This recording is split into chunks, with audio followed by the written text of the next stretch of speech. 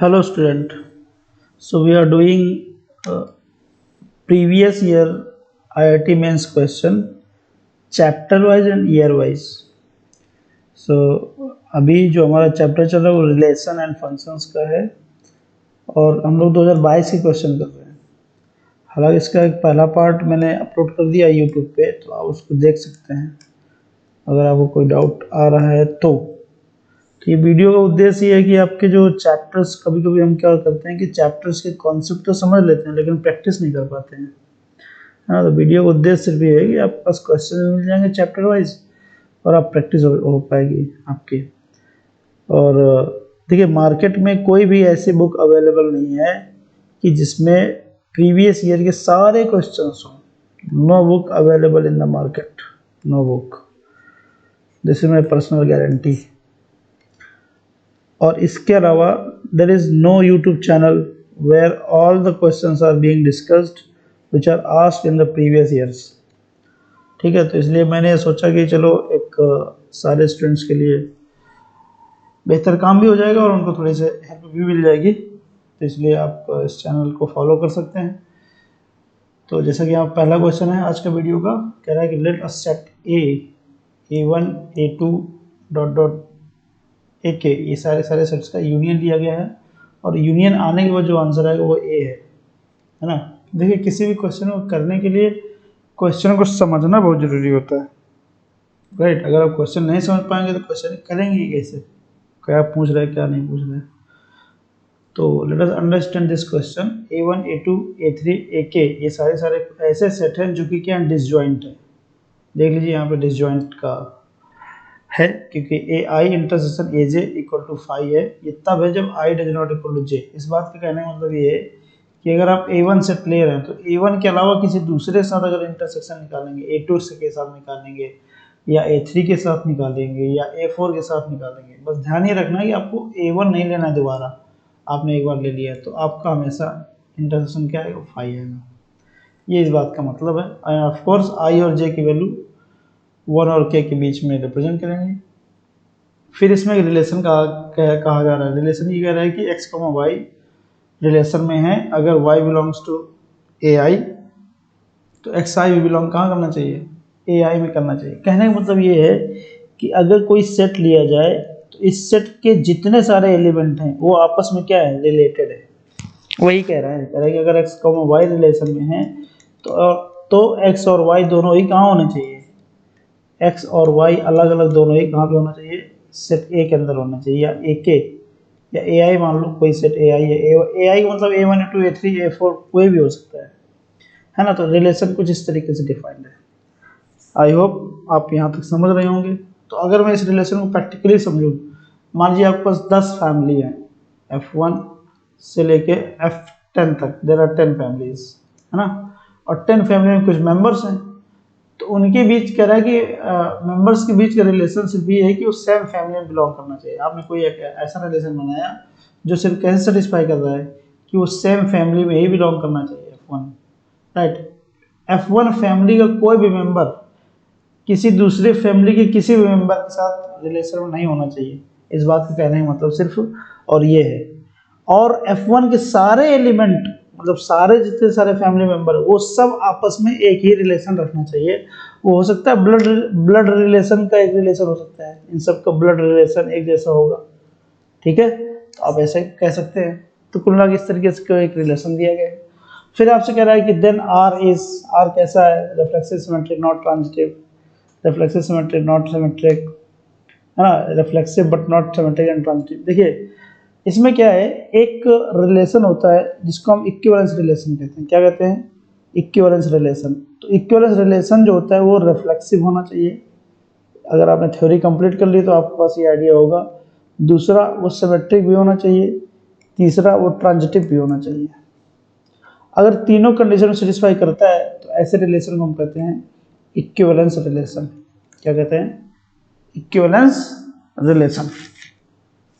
अब रिफ्लेक्सिव का मतलब क्या होता है, रिफ्लेक्सिव का मतलब ये होता है कि जिससे x, y रिलेशन में है तो x, x भी रिलेशन में होना चाहिए। ये होता है रिफ्लेक्सिव का मतलब, ठीक है। और सिमेट्रिक का मतलब क्या होता है, ये पहला बात हो गई।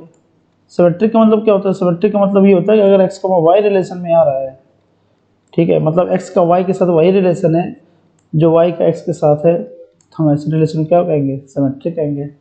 तीसरी बात क्या आती है? तीसरी बात ये आती है कि अगर x, y रिलेशन में है, ठीक है, एंड क्या y, z भी रिलेशन में है, ये हमारा एजम्पशन है दोनों, तो हम क्या दोनों से ये कंक्लूड कर सकते हैं क्या x और z भी रिलेशन में होना चाहिए, ठीक है। अगर ये तीनों कंडीशन सेटिस्फाई करता है तो हम उसको कह देते हैं इक्विवेलेंस रिलेशन।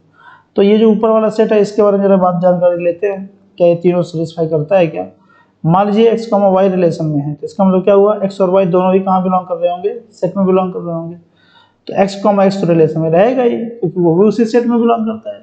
तो जो उस सेट में बिलोंग करता है तो वो अपने आप से वही रिलेशन रखेगा जो दूसरे एलिमेंट के साथ रख रहा है, क्योंकि उसमें कहा गया कि अगर उस सेट में है तो वो रिलेशन में होगा, सीधी सी बात है।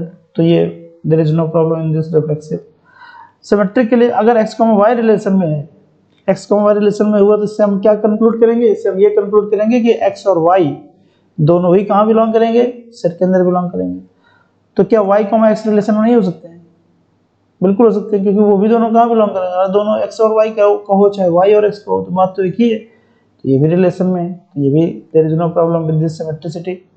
अब तीसरी बारे में बात आती है कि x और y रिलेशन में है, इसका मतलब ये हुआ कि x और y सेट एक के अंदर है, कोई पर्टिकुलर सेट है उसके अंदर है। y और z भी रिलेशन में है, तो देखो x और y एक ही जगह पे हैं और y और z एक ही जगह पे है। जब y दोनों जगह पे है तो इसका मतलब क्या हुआ होगा? इसका मतलब ये होगा कि जहाँ पे x है वहीं पे z है, क्योंकि यहाँ पे ये कहा गया कि x और y एक जगह पे हैं, y और z एक जगह पे हैं, तो y दोनों में कॉमन आ रहा है ना, तो y दोनों में कॉमन, तो y का प्लेस नहीं बदल रहा, जिसका मतलब x और z भी कहाँ पे होंगे? वहीं पे होंगे, इसलिए इक्विवेलेंस रिलेशन भी है, तो इसलिए इसका ऑप्शन होगा डी। तो हमने इसको देखा बाय डेफिनेशन। लेकिन अगर आपको थोड़ी सी इक्विवेलेंस रिलेशन क्लास की समझ हो, एक इस चैप्टर से एलाइड टॉपिक है इक्विवेलेंस क्लास। इक्विवेलेंस क्लास क्या होती है? बेसिकली जो भी ये रिलेशन को सेटिस्फाई करता है तो उसमें इक्विवेलेंस क्लासेस बनती हैं। जो भी आपका रिलेशन जो सिमेट्रिक रिफ्लेक्सिव ट्रांजिटिव होता है उसमें आपकी इस तरह से क्लासेस बनती है। इसकी क्लासेस की कंडीशंस क्या होती है? पहले वो तो सारी क्लासेस क्या होती है? ये डिसजॉइंट होती है, जो कि हमको इसमें दिया गया है। दूसरी कंडीशन क्या होती है? दूसरी कंडीशन ये होती है कि इवन का कोई भी एलिमेंट E2 के किसी भी एलिमेंट के साथ रिलेशन में नहीं होगा। तो क्या ये कंडीशन हमको यहाँ नहीं दी गई है? दी गई है। और क्या होता है? E1 union E2 dot dot dot EK या जो भी है E3 EN, ये सब किसके अंदर इक्वल आ जाना चाहिए? जिस सेट पर रिलेशन डिफाइंड है, तो वो भी दिया गया है, ठीक है। तो अगर आपको ये आइडिया होता तो आपको दुनिया भर चीज़ें करने की जरूरत नहीं है, आप सीधे ऑप्शन डी में जाके टिक कर सकते हैं, there is no problem. This is as simple as that. तो this was the question which was very easy question, और ऐसे क्वेश्चन को एग्जाम में करना बहुत जरूरी होता है। अगर आप ऐसे क्वेश्चन को छोड़ के आते हैं तो आप ये समझ लीजिए कि आप बाकी बच्चों को मतलब ये है कि जैसे मान लीजिए 1 लाख स्टूडेंट एग्जाम दे रहा है, एग्जाम्पल के तौर पे मान लो, तो 1 लाख स्टूडेंट में सिर्फ और सिर्फ 30% मतलब 30,000 ही बच्चा कैसा होता है? सीरियस होता है। बाकी 70% तो नॉन सीरियस होते हैं, वो सिर्फ दिखाने के लिए कि हमें तैयारी करना है, बस और कुछ नहीं, है ना। कई बार होता है गार्जियन जबरदस्ती भेज देते हैं उनको कोटा, तो फिर वो दिखाने के लिए होते हैं। और इनमें जो 30% है, तो अगर ऐसे क्वेश्चन गलत किया तो उनका 90% चांस, मतलब ये बच्चे 90% इससे पीछे हो जाएंगे।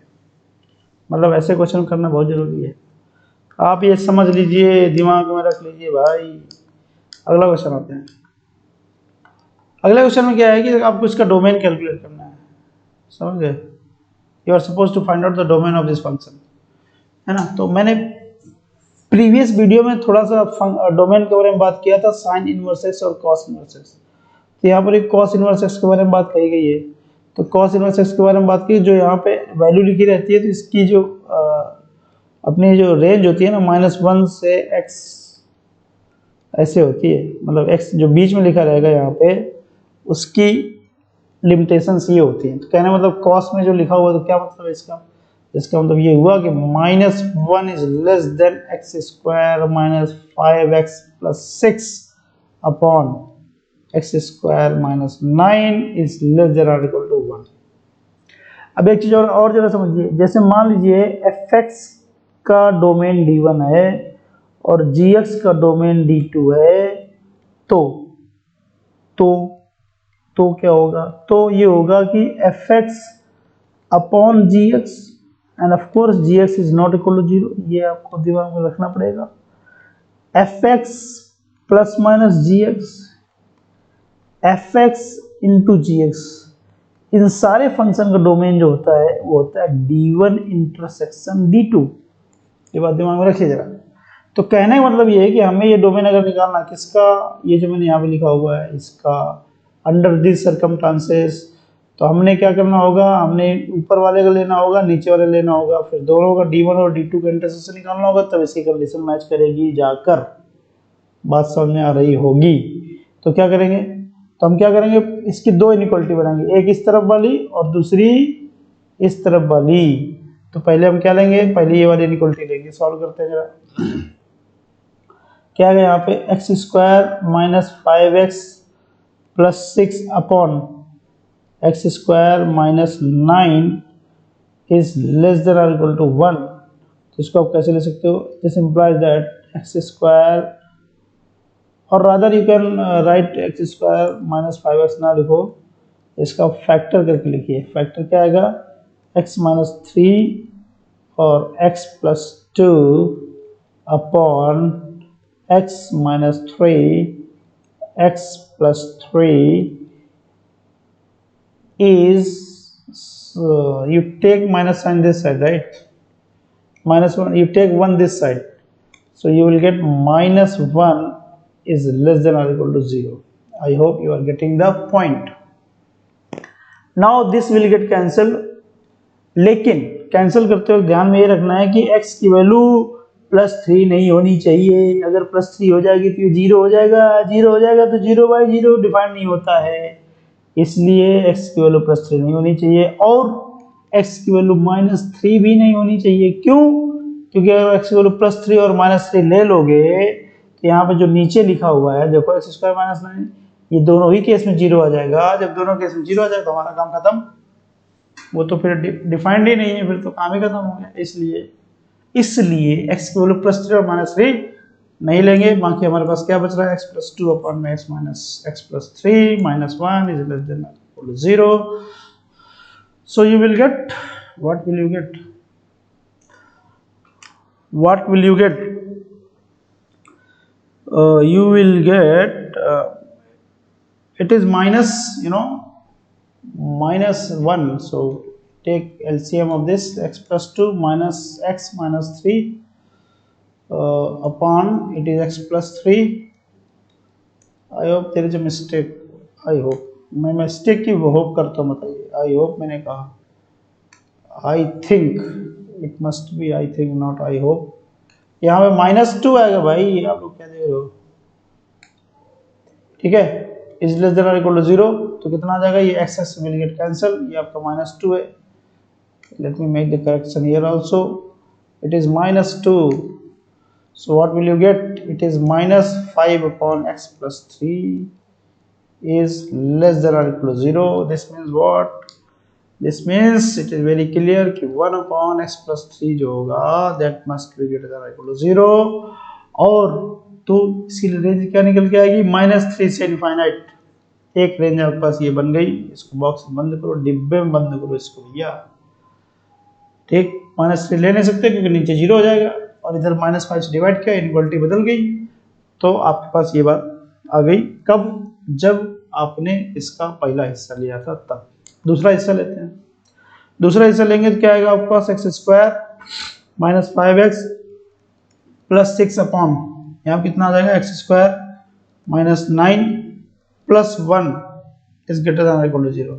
क्योंकि आप अगर देखोगे क्या है यहाँ पे, -1 इस तरफ है ना, -1 छोटा है तो इसको इस तरफ ले जाएंगे, +1 हो जाएगा, और ये बड़ा हो जाएगा 0 से, है ना। तो वही बस, कुछ नहीं, इनइक्वालिटी है, इसको सॉल्व किया है और कुछ नहीं।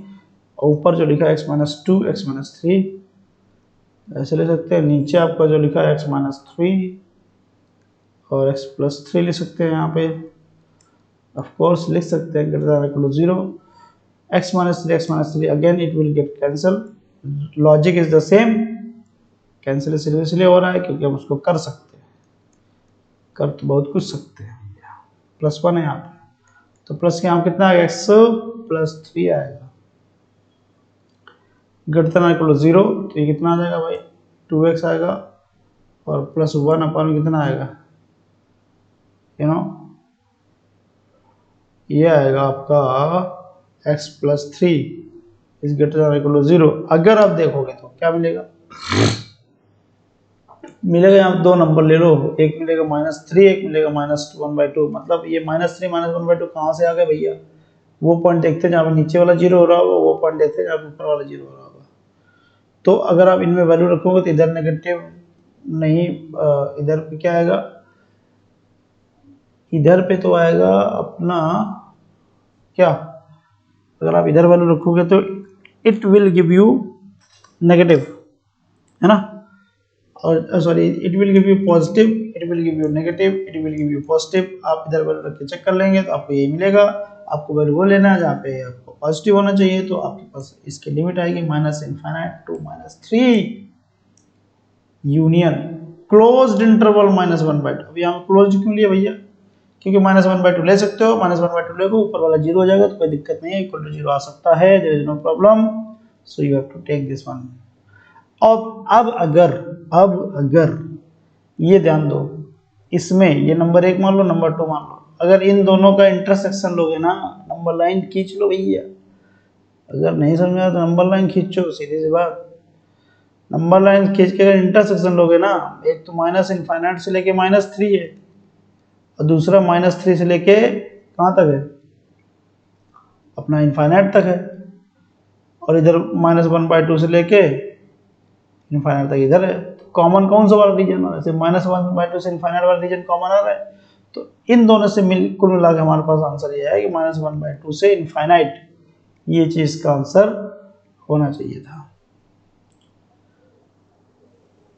ठीक है, और क्या इंटरसेक्शन होना चाहिए था, ये इधर -∞ से लेके आपका -3 भी है, ठीक है, तो इंटरसेक्शन ये है, क्योंकि इधर वाले रीजन में तो कॉमन नहीं है, कोई बात नहीं, आपके पास ये रीजन आएगा, this is what is the region. अब ये तो हो गई कॉस वाले सेक्शन की बात, लेकिन कॉस के अलावा कॉस ही सिर्फ थोड़ी है, अगर क्वेश्चन देखोगे तो कॉस में नीचे लॉग भी घुसा बैठा है, देखो ध्यान से, देखो ना ध्यान से, तो आपके पास जो लॉग है ना, लॉग का जरा समझते हैं अच्छे से, लॉग बेस में ई लिखा हुआ है, यहाँ पे लिखा हुआ है क्या, यहाँ पे लिखा हुआ है x² - 3x + 2, है ना।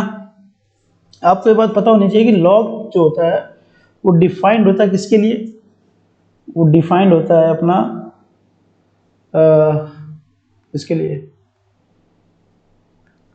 वो डिफाइंड होता है ग्रेटर देन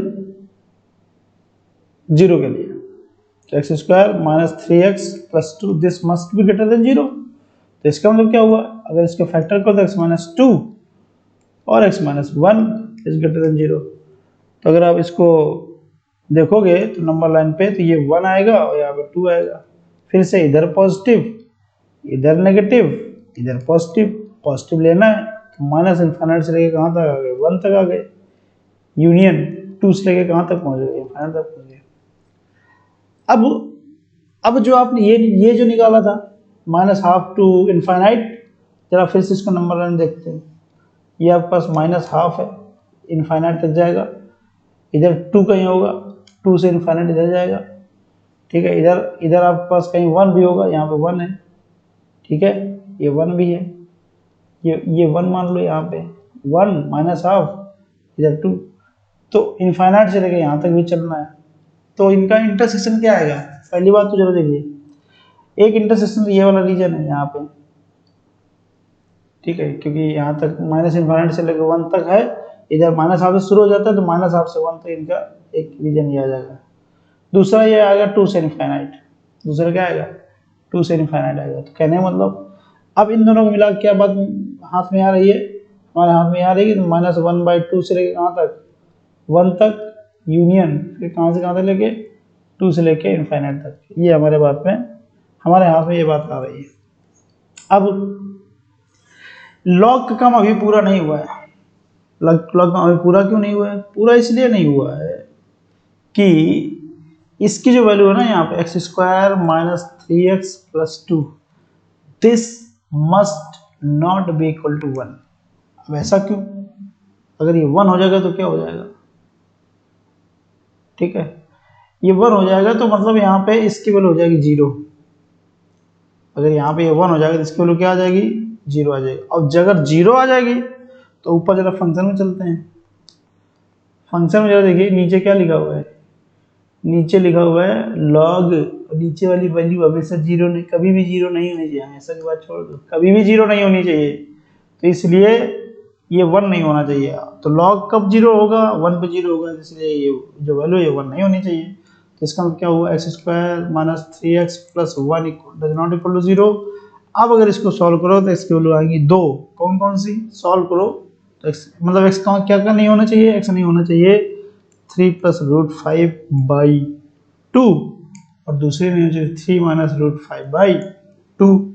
और अगर इनको ध्यान से देखोगे तो ये दोनों ही वैल्यू इस इंटरवल में बिलोंग करती हैं। इसका मतलब क्या हुआ? इस पूरे इंटरवल से ये दो जो पॉइंट हैं जहां पे हमें समस्या हो रही है, इनको क्या कर दो? हटा दो। तो अब बस आंसर क्या मिलेगा? -1/2 to 1 यूनियन 2 से infinite -3 - √5/2 to 3 + √5/2। So this is what is the answer. मजेदार क्वेश्चन था भैया, मजा आया। अब ये मजा मैं पूरे हिंदुस्तान को देना चाहता हूँ। ये मजा कुछ याद आया क्या आप लोगों को? ये मजा मैं पूरे हिंदुस्तान की जनता को देना चाहता हूँ। देखिए जरा, यहाँ पे दो सेट है, एक सेट ए है एक सेट बी है। तो जो सेट ए है उसको जरा ढंग से लिखते हैं। ढंग से लिखने का मतलब क्या है? आपको दिया क्या गया? x + 1 mod of x + 1 is less then 2 दिया गया है। और आपको ये बात याद रखनी है कि अगर mod of a जो है less than, mod of x लिखो यार, mod of x is less then a है, तो इसका मतलब ये हुआ कि -a is less then x is less then a है। सीधी सी बात ये है। एंड ऑफ कोर्स a की वैल्यू यहाँ पे पॉजिटिव है, ये मत समझ लेना a नेगेटिव है। a की वैल्यू यहाँ पॉजिटिव है, क्योंकि बहुत लोग बाल में खाल निकालते हैं। आप अगर a की वैल्यू नेगेटिव हो तो क्या करेंगे? तो एक काम करो, वीडियो बंद करके बैठ जाओ, सो जाओ। ए की वैल्यू नेगेटिव होगी तो क्या करेंगे? अरे भैया मॉड लगा तो मॉड की वैल्यू कभी नेगेटिव से छोटी आएगी क्या? मॉड x लिखा हुआ है, सीधी सी बात है। थोड़ा बाल में खाल मत निकालो, पढ़ाई करो, पढ़ाई करो, सिलेक्शन लो, काम करो अपना।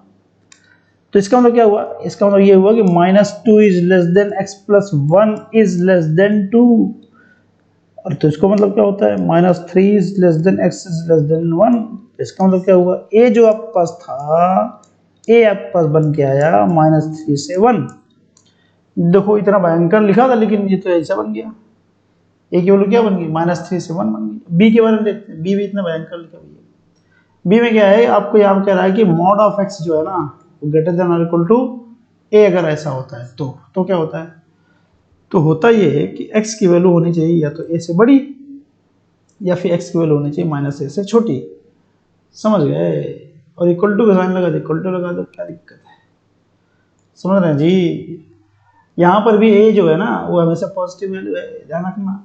हम मॉडल एब्सोल्यूट फंक्शन में जब भी इस तरीके से कांस्टेंट की बात करेंगे तो जब तक कहा ना जाए तब तक उसको पॉजिटिव ले लो, कोई दिक्कत वाली बात नहीं है। फिर भी अगर आपको बाल में खाल निकालना, बाल तो सारा इतना पतला होता है, उससे खाल निकालना है तो निकाल लो। x - 1 इज ग्रेटर देन और इक्वल टू कितना? 2 आ जाएगा। इसका मतलब क्या हुआ? x - 1 is greater then 2। तो इस बात से ये बात पता चलती है कि x - 1 इज ग्रेटर देन 3। एक बात। दूसरी बात क्या? दूसरी बात ये है कि x - 1 जो होना चाहिए that must be less then -2। तो यहाँ पे आ जाएगा x इज लेस देन -1। तो कहने मतलब क्या हुआ? इससे ये बात पता चलती आती है 3 से इनफाइनाइट होगा। इससे ये बात पता चल जाती है माइनस इनफाइनाइट से लेकर कहाँ तक? -1 तक होगा। और इन दोनों यूनियन ले लो तो हमारी पूरी बात सही हो गई।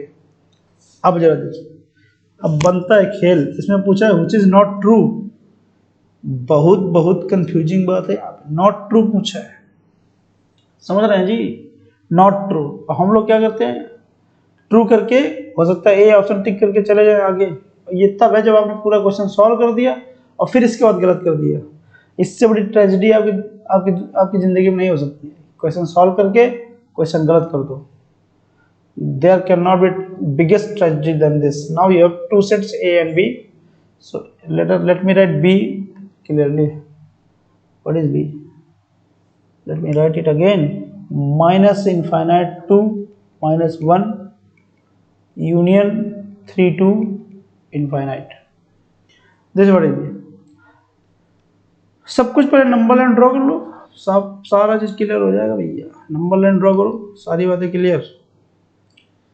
So let me change the color to draw the different set. मैं -3 से, ये फॉर एग्जाम्पल -3 यहाँ पे है और यहाँ पे 1 है, तो ये मैं बात कर रहा हूँ किसकी, ए की, सेट ए। सेट बी की बात करते हैं यहाँ पे। सेट बी के लिए let us change the colour.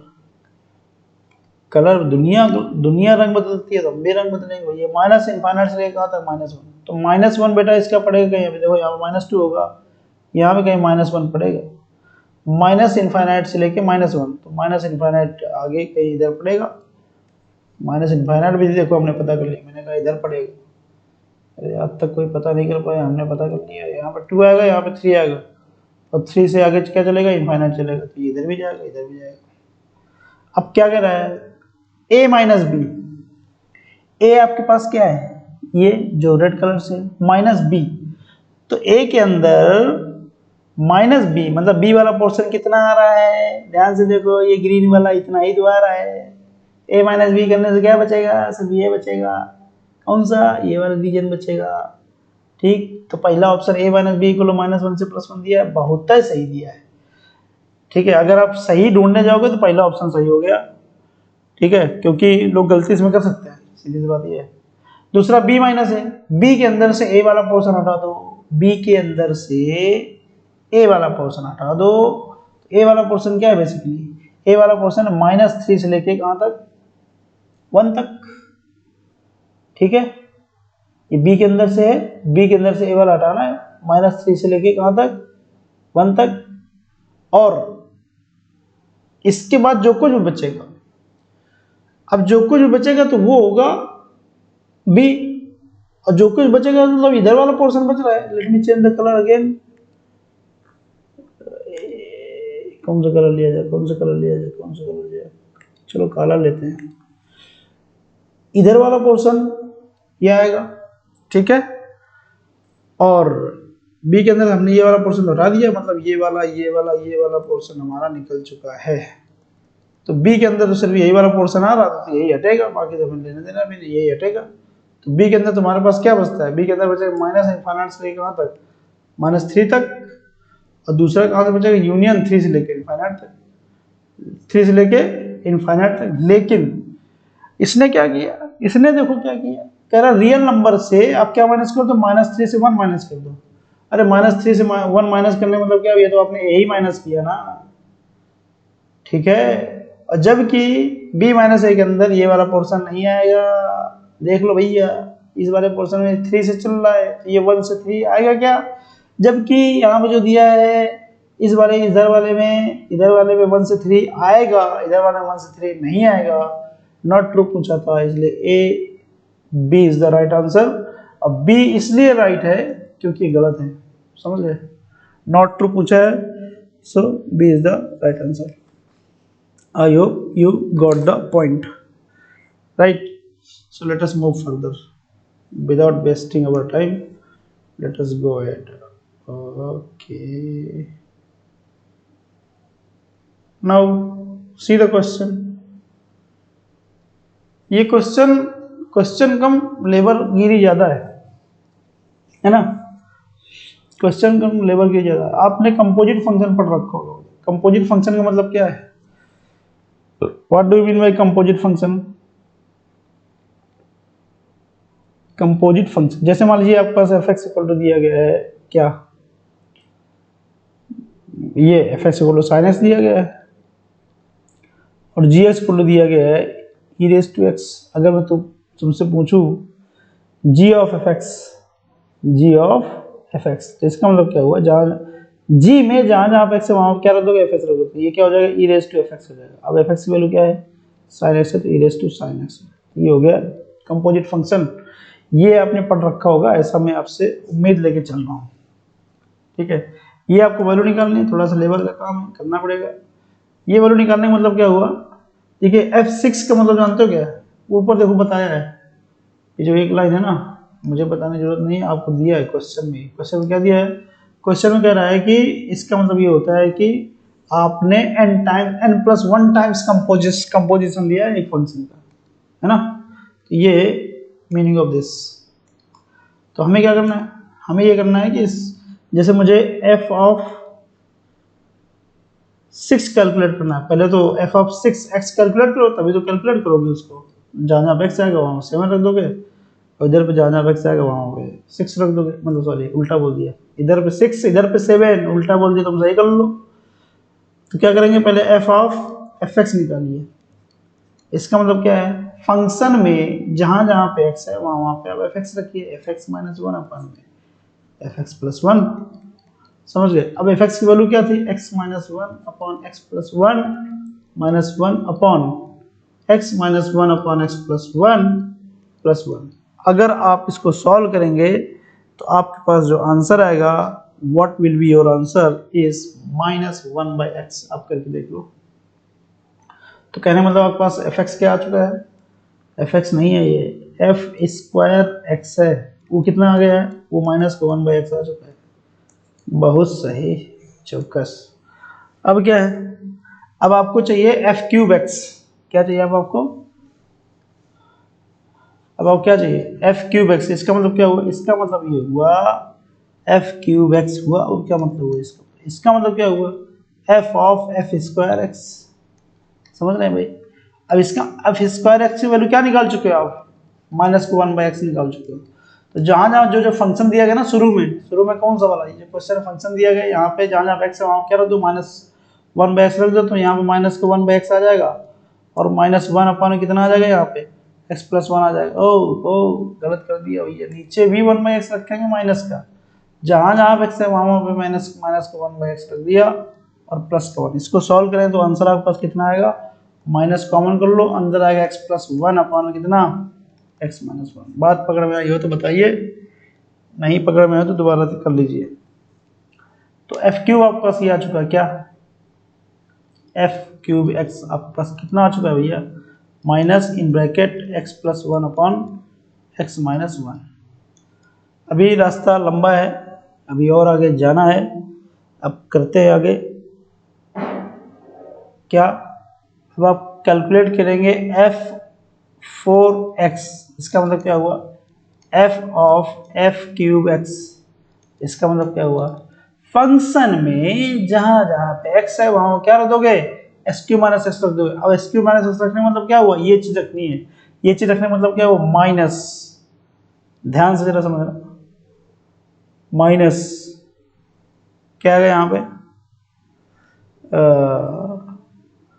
Minus में यहाँ पे अगर आप रखोगे क्या, x+1 अपॉन x-1, एक तो ये रखोगे, और ऊपर -1 है, अपॉन ऊपर -1 है, +1 है, हाँ -1 है, नीचे क्या आएगा, नीचे अपॉन में x+1 अपॉन में x-1 और +1।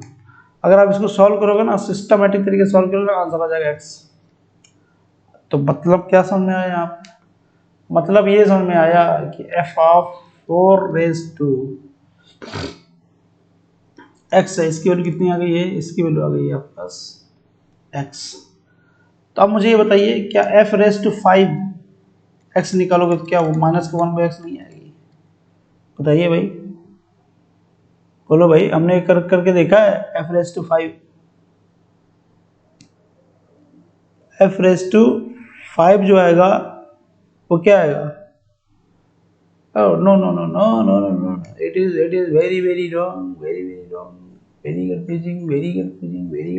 क्या मेरा कहने का मतलब है, कि आपके पास f ऑफ 5x निकालना है। इसका मतलब क्या हुआ, इसका मतलब क्या हुआ, f of f raise to 4x।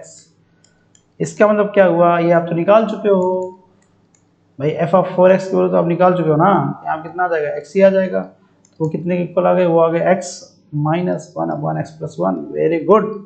Now अब अगर आप ये कैलकुलेट करने जाएंगे, f ऑफ क्या, f ऑफ 5x जो कि क्या है, f ऑफ 6 है जो कि मुझे चाहिए भी, तो क्या माइनस को 1/x इक्वल नहीं आएगा, क्यों, क्योंकि ये तुम्हारा आ चुका है fx के ऊपर। ध्यान दो जरा, ये तुम्हारे पास आ चुका है fx के ऊपर, ये तो ये f ऑफ fx कहने मतलब ये किसके इक्वल हो गया, f2 के इक्वल हो गया। और f2 तुमने क्या निकाला था, माइनस को 1/x निकाला था। तो कहने का मतलब सीधा बात ये है, सीधी बात नो बकवास, f ऑफ x जो होगा 6x जो होगा f ऑफ 2x के बराबर होगा। वो कितना दिया गया है, माइनस को 1/x दिया गया है।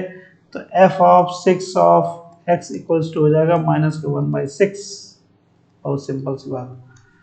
और f ऑफ 7x जो होगा वो क्या f ऑफ क्यूब x के इक्वल नहीं होगा, बताओ भाई, ऊपर देख लेना। तो वैल्यू कितनी आएगी इसकी, क्यूब एक्स की वैल्यू कितनी थी, एफ ऑफ क्यूब एक्स की वैल्यू थी माइनस में 1 प्लस एक्स अपॉन में एक्स माइनस 1, ये वैल्यू थी। यहाँ पे अगर वैल्यू रखो कितना जाएगा, ये आ जाएगा माइनस का 4/3। जहाँ जहाँ पे एक्स है वहाँ आप 7 रख लो, एक्स प्लस 7। तो आपके पास f7 ऑफ 7 क्या मिला, माइनस का 4/3।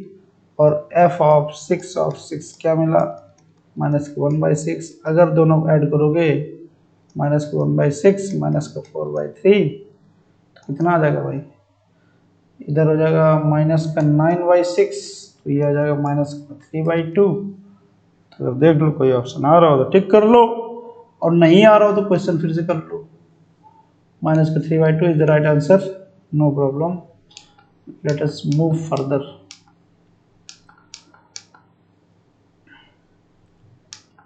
हाँ, ये क्वेश्चन तो बड़ा, देखिए भाई, बड़ा अजीब क्वेश्चन दिया भैया।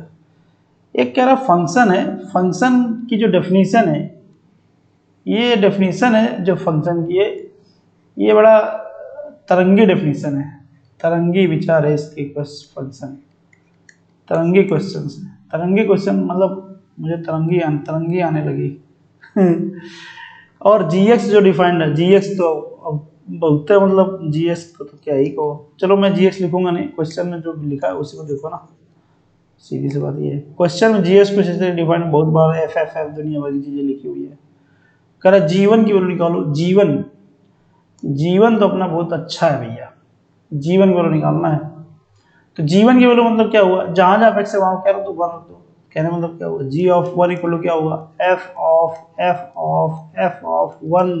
1 1 प्लस एफ ऑफ 1।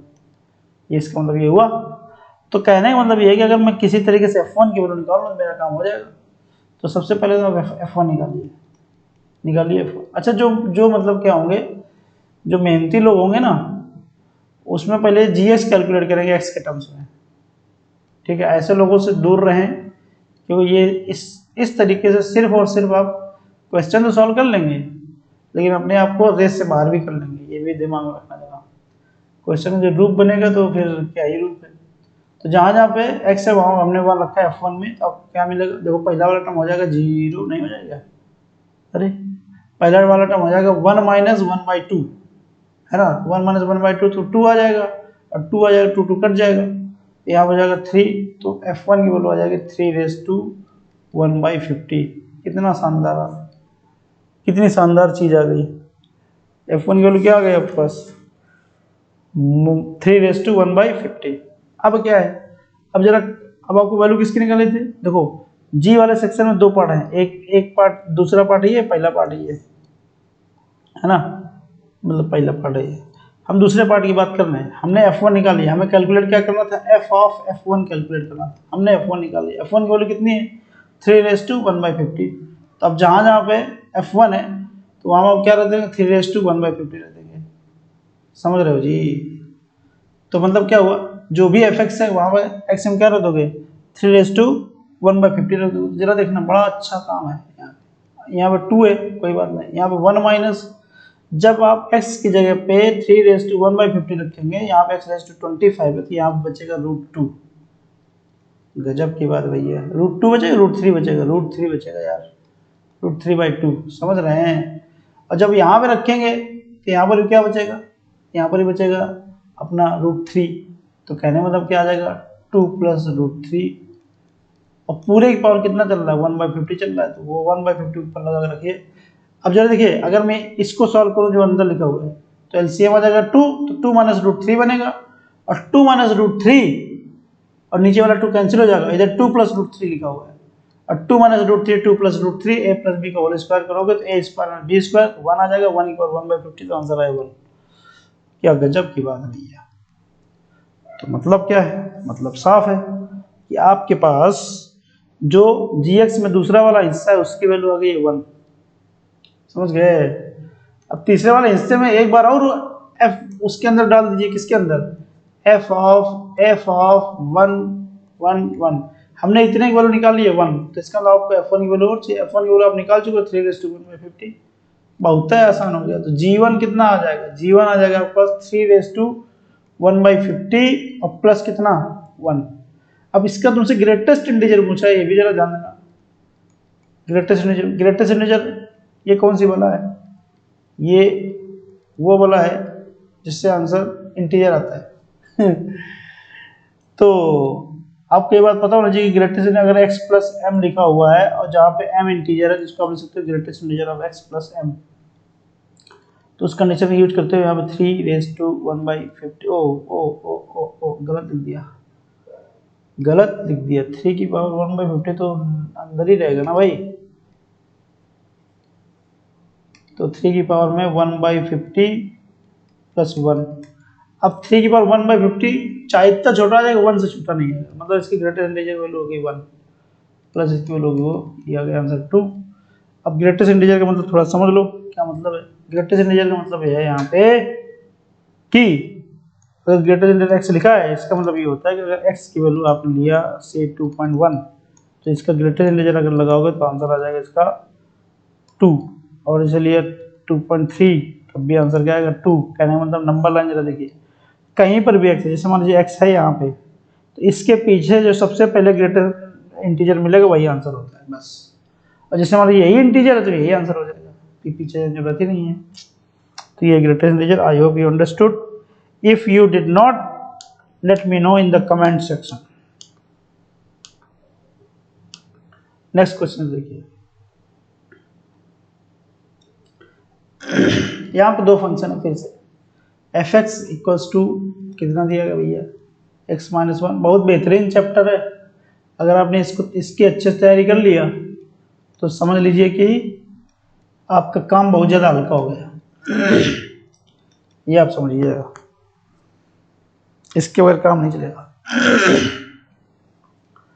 देखिए आपको g दिया गया है, f दिया गया है, इनके सब आपस में इनके डोमेन और रेंज भी दिए गए हैं, है ना। तो कह रहा है गॉफ नहीं फॉग का बताना है कि 1 1 है कि 1 2 है।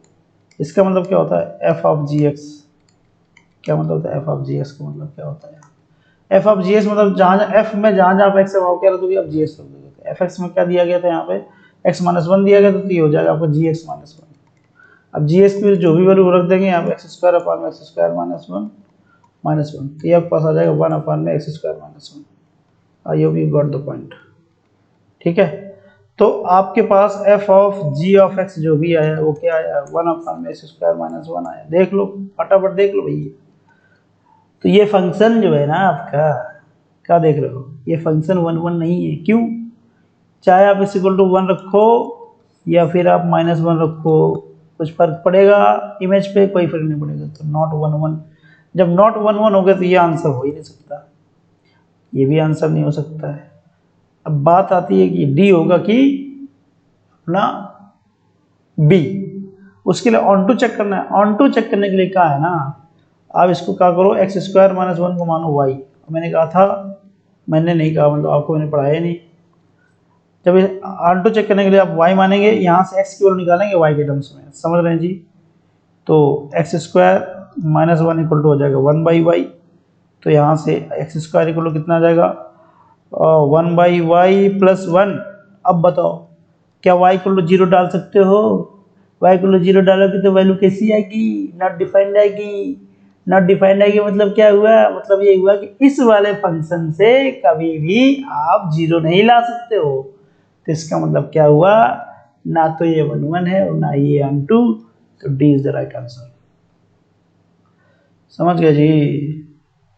अगले क्वेश्चन की तरफ बढ़ते हैं। ओह, ये क्वेश्चन दिया गया है, ध्यान से देखिए जरा इस क्वेश्चन को, गौर से देखिए इस क्वेश्चन को। इस क्वेश्चन को हम इससे लिखना चाहते हैं, कैसे? कह रहा है जो यहाँ पे n है ना, n पहला वाला जो पार्ट दिया गया है, इसमें कह रहा है कि n इस तरीके से दिख रहा है, n इस तरीके दिख रहा है मतलब ये 2m टाइप का दिख रहा है, जहाँ पे m इंटीजर है। n की वैल्यू कैसी है? 2m टाइप की है, जहाँ पे m क्या है? इंटीजर है।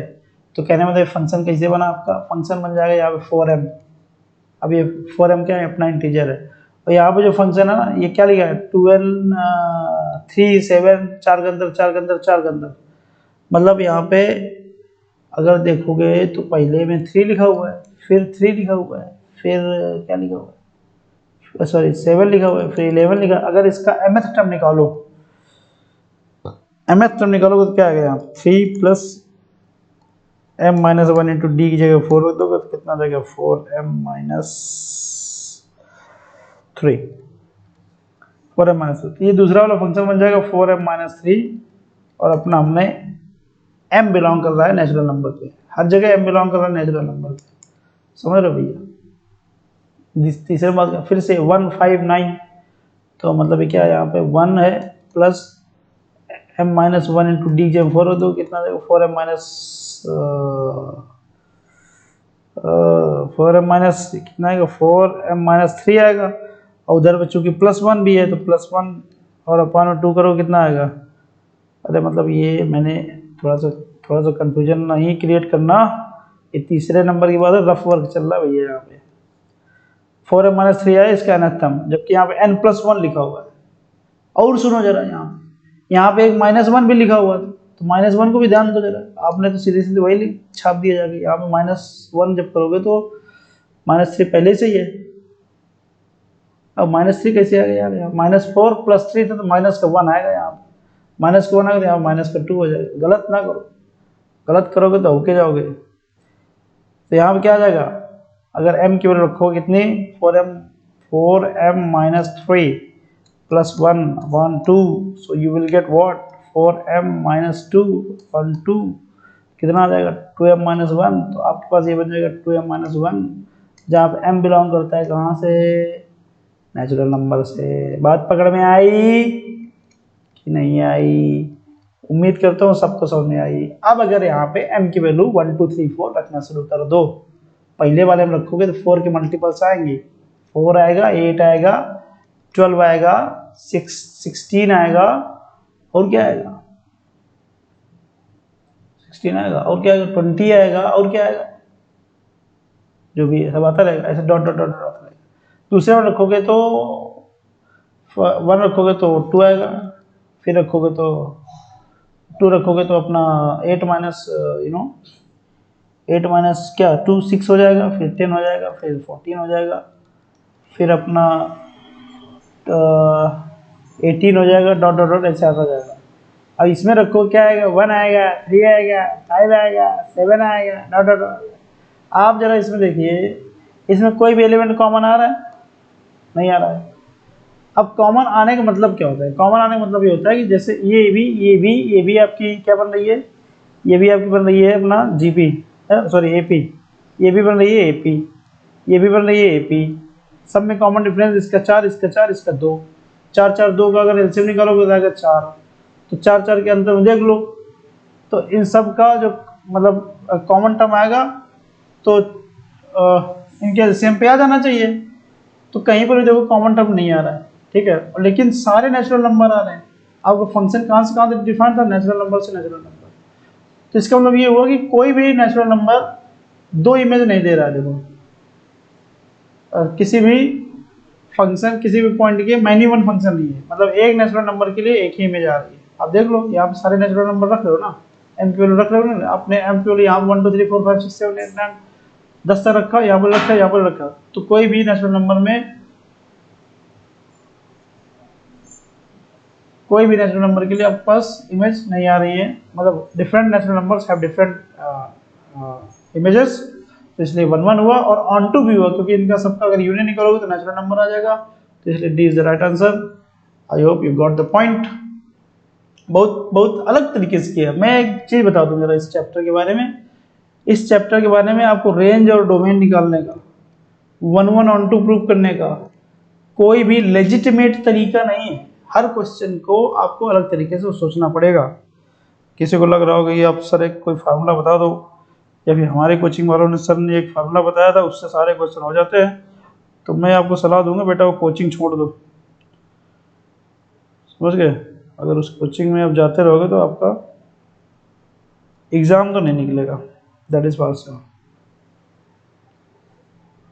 अगर किसी ने आपको एक ऐसा फार्मूला बता दिया है और ये गारंटी दे दिया है कि इससे तो सारे जितने सारे दुनिया के फंक्शन होते हैं 1 1 प्रूव हो जाएगा, या फिर 1 2 प्रूव हो जाएगा, या फिर इसकी रेंज निकल जाएगी, या फिर डोमेन निकल जाएगी, तो उस कोचिंग में आज से जाना बंद कर दो, ठीक, अभी से बिल्कुल मना कर दो, नहीं जाना है।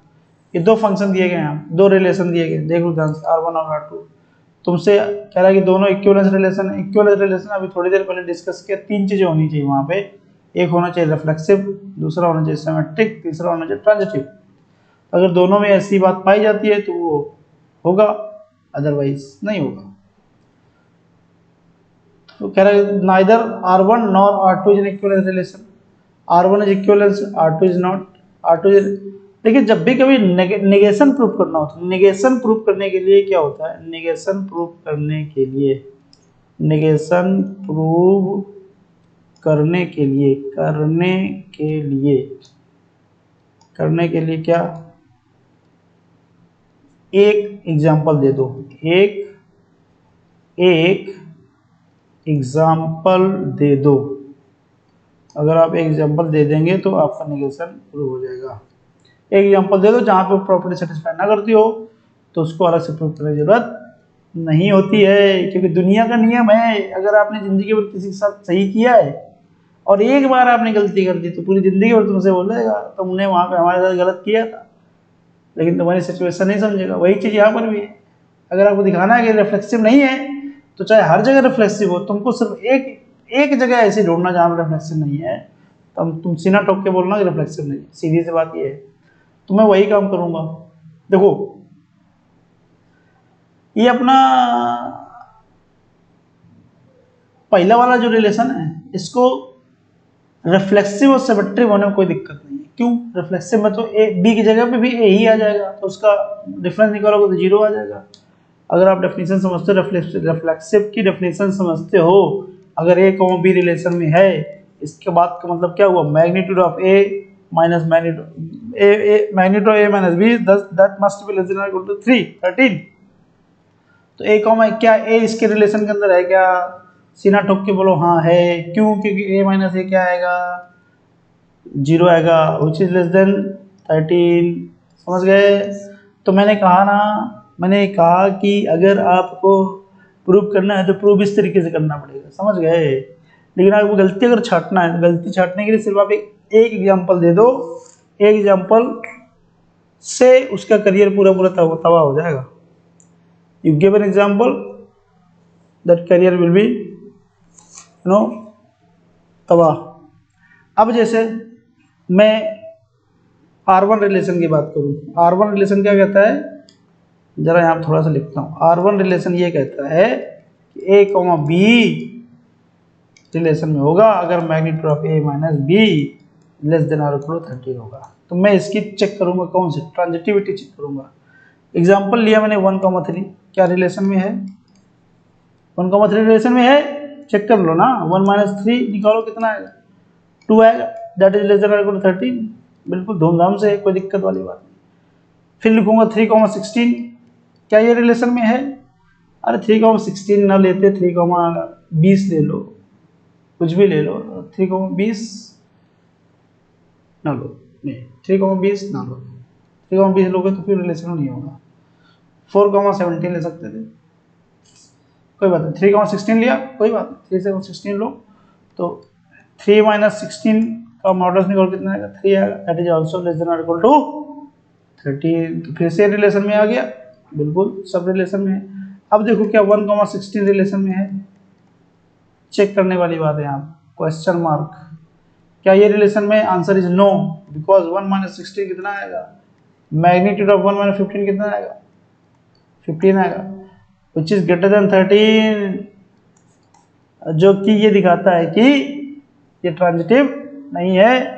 इसका मतलब ये तो बात पता चल गई कि इक्विवेलेंस नहीं है। R1 तो इक्विवेलेंस रिलेशन नहीं है, तो R1 इक्विवेलेंस रिलेशन नहीं है, तो आपका ऑप्शन ए गया और आपका ऑप्शन सी गया। Now their answer can be B और D. Let us talk about this question number R2। R2 में भी मैं चेक करूंगा अपना ट्रांजिटिविटी। इसमें क्या रिलेशन है, A, B, तो magnitude of A - B is equal to 13, does not equal to 13 है क्या, डज नॉट इक्वल टू 13 है क्या? Let us look into the question. Yes, it is does not equal to 13, it is does not equal to 13. So again I will take the example 1,3। देखो A, B का difference अगर निकालोगे ये relation में आएगा, because 1 - 3 अगर करोगे तो that is not equal to 13, बिल्कुल धूमधाम से रिलेशन में। फिर आपने लिया 3,14, 3,14 लिया, वेरी गुड, ये भी रिलेशन में है। क्यों? क्योंकि 3 - 14 जो आएगा that is not equal to 13, बिल्कुल सही बात है। लेकिन इधर इसका 1 और इसका 14 अगर ये रिलेशन में आ जाए तो क्या होगा, क्या इनका डिफरेंस 13 नहीं आता है, आता है। तो इसका मतलब क्या हुआ, 1,14 जो होगा वो क्या होगा भैया, वो रिलेशन में नहीं होगा। जब ये रिलेशन में नहीं होगा तो नॉट ट्रांजिटिव। जब ट्रांजिटिव नहीं होगा ना तो इक्विवेलेंस होगा। तो कहना मतलब ये है कि ना तो R1 ट्रांजिटिव है और ना ही R2 ट्रांजिटिव है, इसलिए आप आंसर बी धोड़ लगाने के साथ टिक कर दीजिए। दुनिया कोई ताकत उसको नहीं रोक सकती है सही होने से। आगे बढ़िए। इस क्वेश्चन को वी हैव ऑलरेडी डिस्कस्ड, ठीक है। Watch first part of video, आप इस सीरीज का पहला पार्ट का वीडियो देख लीजिएगा, तो उसमें क्वेश्चन डिस्कस किया जा चुका है, इसलिए मुझे दोबारा डिस्कस करने की जरूरत नहीं है। आगे चलिए। तो आप बोलोगे इसको दोबारा क्यों लिख दिया आपने, किसी के अंदर हिम्मत ऐसे बोलने की, दोबारा क्यों लिख दिया आपने? अरे लिख गया गलती से, मेरा कॉन्सेप्ट है गलती से लिख गया दोबारा, गलती से लिख गया दोबारा, समझ गए। हम गलती मानने में देर नहीं करते, अगर गलत है तो गलत है, क्योंकि मैथ का इंसान ऐसी गलती कर ही नहीं सकता है, गलती मानने में देर करे। Now this is last but not least, very good question. आपसे कह रहा है कि एक सेट दिया गया है जिसमें से एलिमेंट है 1 to 60, 1 2 3 4 5 6, मतलब इंटीजर्स हैं या नेचुरल नंबर है 1 to 60। रिलेशन कुछ ऐसे A, B equal to PQ, where P and Q are prime numbers, और क्या है, और ग्रेटर देन 3 है, कर then the number of element in the set R। मतलब आपसे पूछा है कार्डिनलिटी ऑफ R के अंदर कितने एलिमेंट है। अगर आपने ये बता दिया तो आपका काम हो जाएगा, और R रिलेशन इससे डिफाइंड है। कहने मतलब क्या है, there is no condition on A, no condition on A, ठीक। तो कहने मतलब A को आप रखने के लिए आपके पास कितने ऑप्शन हो सकते हैं, 60 मतलब A के अंदर से कोई भी एलिमेंट निकालो, उस A के पास में रख दो, there is no problem. But problem on B only. So B के लिए क्या केसेस हो सकते हैं, B के लिए अगर B इक्वल टू होना चाहिए P इंटू Q टाइप का, है ना। कंडीशन ये है कि P और Q दोनों ही क्या होने चाहिए, प्राइम नंबर होने चाहिए, और क्या होना चाहिए, ग्रेटर देन इक्वल टू 3 होना चाहिए। मतलब क्या है, P की वैल्यू अगर 3 लोगे तो Q की वैल्यू क्या क्या आप ले सकते हैं, ये आप देखना है। अगर B आप 3 लेते हैं, if B equal to 3 then Q क्या हो सकता है, Q हो सकता है आपके पास 3 हो सकता है, 5 हो सकता है, 7 हो सकता है, 11 हो सकता है, 13 हो सकता है, 17 हो सकता है, 19 हो सकता है। इसके बाद 23 नहीं होगा। क्यों नहीं होगा? क्योंकि 23 इंटू 3, क्योंकि पी आप 3 ले चुके हैं। 23 इंटू 3 का आ जाएगा 69, और जो कि सेट के अंदर नहीं है, इसलिए आप 23 नहीं लेंगे। सीधी बात, नो बकवास। अब मान लीजिए पी को आपने लिया 5, पी को 5 लिया, देन क्यू क्या हो सकता है?